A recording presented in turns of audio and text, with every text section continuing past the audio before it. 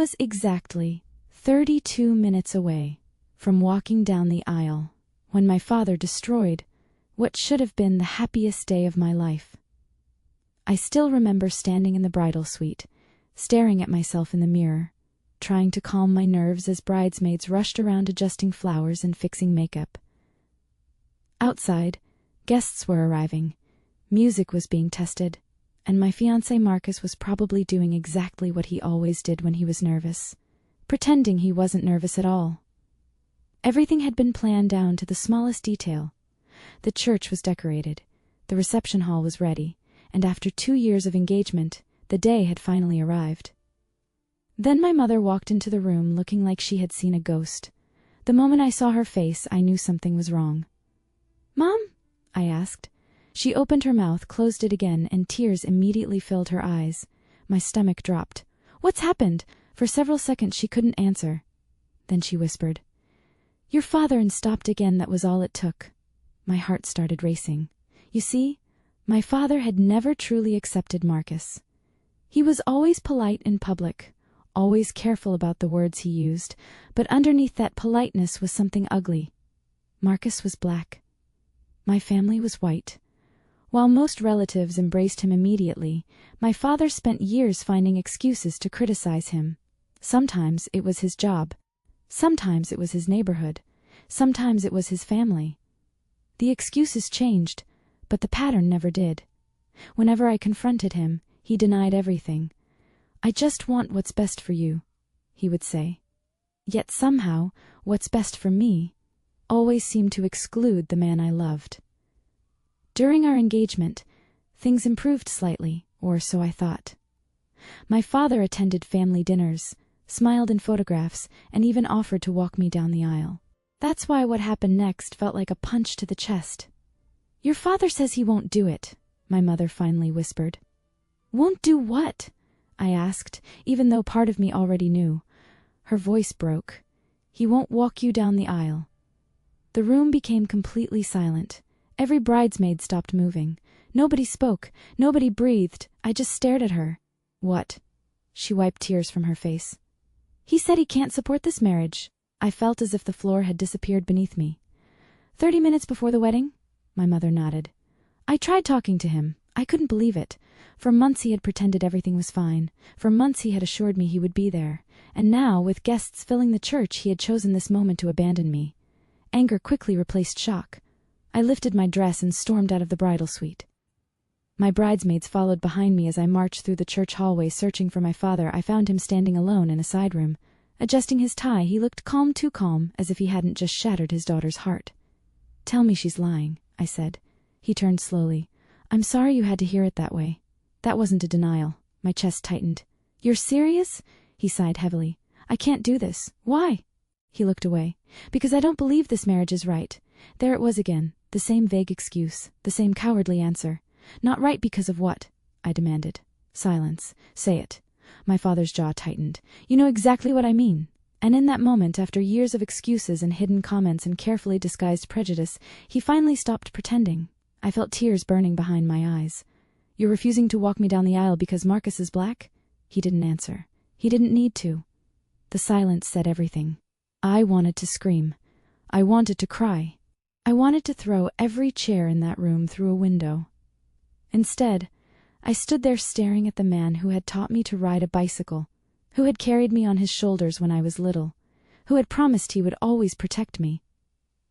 Somehow that man had become a stranger. "Do you have any idea what you're doing?" I asked. He looked genuinely convinced he was right. "One day you'll understand." Those 6 words hurt more than anything else. One day you'll understand, as if my love was a mistake, as if my marriage was some temporary rebellion, as if the man I planned to spend my life with was somehow less worthy because of the color of his skin. I left before I said something I couldn't take back. Back in the bridal suite, everyone was waiting. The moment they saw my face, they knew. My maid of honor hugged me immediately. My mother sat crying in a corner, and for the first time that day I considered canceling the wedding. Not because I doubted Marcus, never because of Marcus, but because I couldn't imagine walking into that church knowing my own father had rejected us. Then there was a knock at the door. Marcus stepped inside. The second he saw me crying, his expression changed. "What happened? Even get the words out?" Eventually my maid of honor explained everything. Marcus listened quietly. He didn't interrupt. He didn't get angry. He didn't insult my father. When she finished, he simply walked over and took my hands. "Look at me," he said softly. "I did. Do you still want to marry me?" I almost laughed through my tears. "Of course," he smiled. "Then that's all that matters."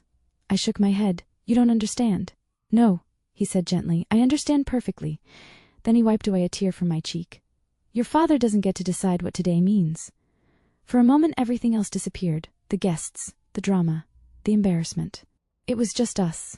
The same man who had stood beside me through every challenge, every setback, every fear. The same man my father refused to see clearly. That's when another knock interrupted us. One of the wedding coordinators stepped inside, looking confused. "There's someone here asking for the bride," she said. "Who?" I asked. "He says it's urgent." I frowned. "We weren't expecting anyone." The coordinator hesitated. "I've never seen anything like this before." Before I could ask another question, voices erupted outside the church. Dozens of voices. Then the main doors opened, and suddenly every guest in the building turned around. What happened next would become the moment people talked about for years. The moment the church doors opened, every conversation stopped. More than 200 guests turned in their seats at exactly the same time. At first, nobody seemed to understand what they were looking at. Then I heard gasps, then whispers, then complete silence. A tall, older man stepped through the entrance wearing a dark suit, followed by several people I didn't immediately recognize. My wedding coordinator looked stunned. My mother actually stood up. Even Marcus looked confused. But my father? The second he saw the man, all the color drained from his face. I'd never seen fear in my father's eyes before. Not real fear. Yet there it was. The man walked slowly down the aisle while every guest watched. Nobody moved. Nobody spoke. He wasn't rushing. He wasn't angry. He looked completely calm, the kind of calm that comes from someone who already knows the truth. When he reached the front rows, he stopped and looked directly at my father. "It's been a long time, Richard," he said. My father swallowed hard. "What are you doing here?" The stranger smiled slightly. "I came from my granddaughter's wedding." My heart stopped. "Granddaughter?" The entire church exploded with whispers. I looked at my mother. She looked just as shocked as I was. Then I looked back at the stranger. He was staring directly at me. Tears had appeared in his eyes. "Hello, Emily," he said softly. "I've waited 27 years to meet you." For several seconds I couldn't breathe. My father stood frozen. My mother looked completely lost. Finally I managed to speak. "What are you talking about?" The man took a slow breath. "I think your father owes you the truth." Every eye in the church shifted toward my dad. He looked trapped, cornered, exposed. The confident man who had refused to walk me down the aisle 30 minutes earlier suddenly couldn't even look at me. "Dad," I whispered. He closed his eyes. Nobody answered. The stranger finally spoke again. "My name is William Carter." The name meant nothing to me, but it clearly meant something to my father. William reached into his jacket and removed an old photograph. He handed it to me. My hands trembled as I looked down. The picture showed a young woman holding a baby. The woman looked almost exactly like me. Same eyes, same smile, same face. I stared at it. "Who is this?" William's voice cracked. "Your biological mother." The church became so quiet that I could hear people breathing. My knees nearly gave out beneath me. Biological mother? I turned toward my parents. Neither one spoke. Neither one denied it. That's when I realized the truth. The truth they had hidden my entire life. The people who raised me were not my biological parents.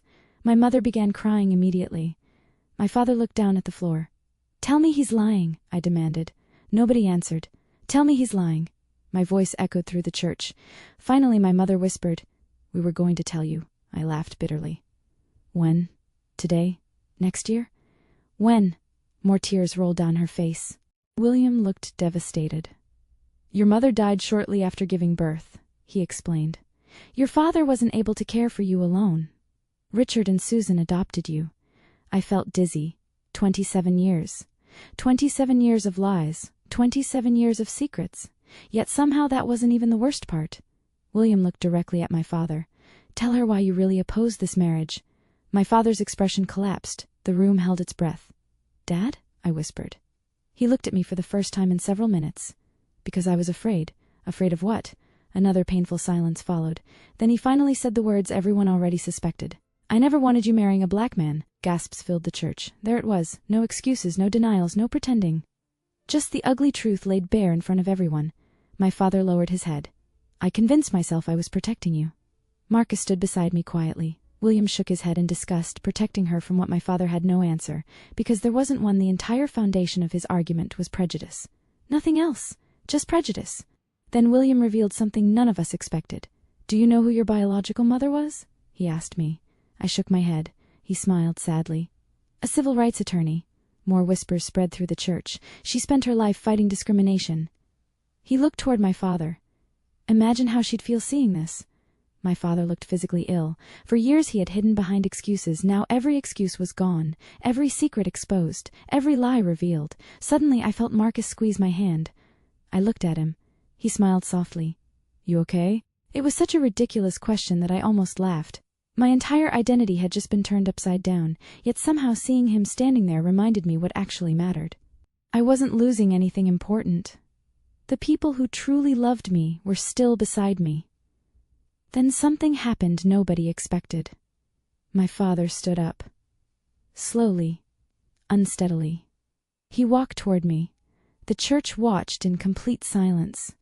When he reached me, his eyes were full of tears. I don't deserve forgiveness, he said.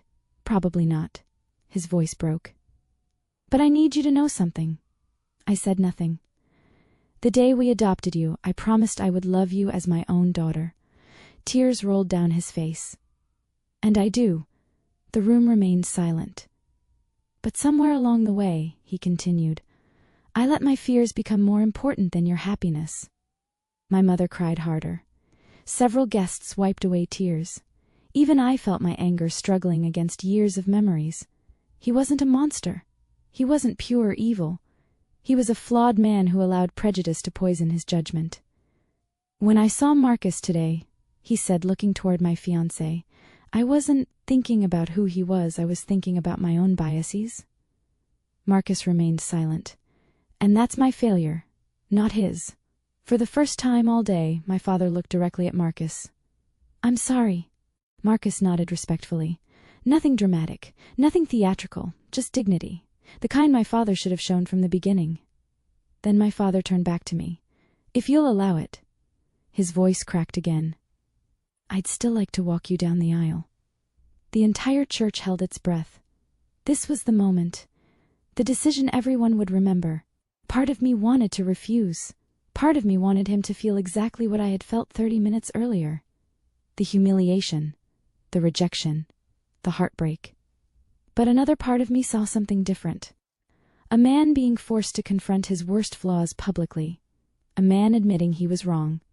A man trying, however imperfectly, to become better. I looked at Marcus. He smiled gently. Then I looked at William. My biological grandfather nodded once. Finally, I turned toward my father. You'll walk beside me, I said. Tears immediately filled his eyes. But understand something. He nodded quickly. Today isn't about you.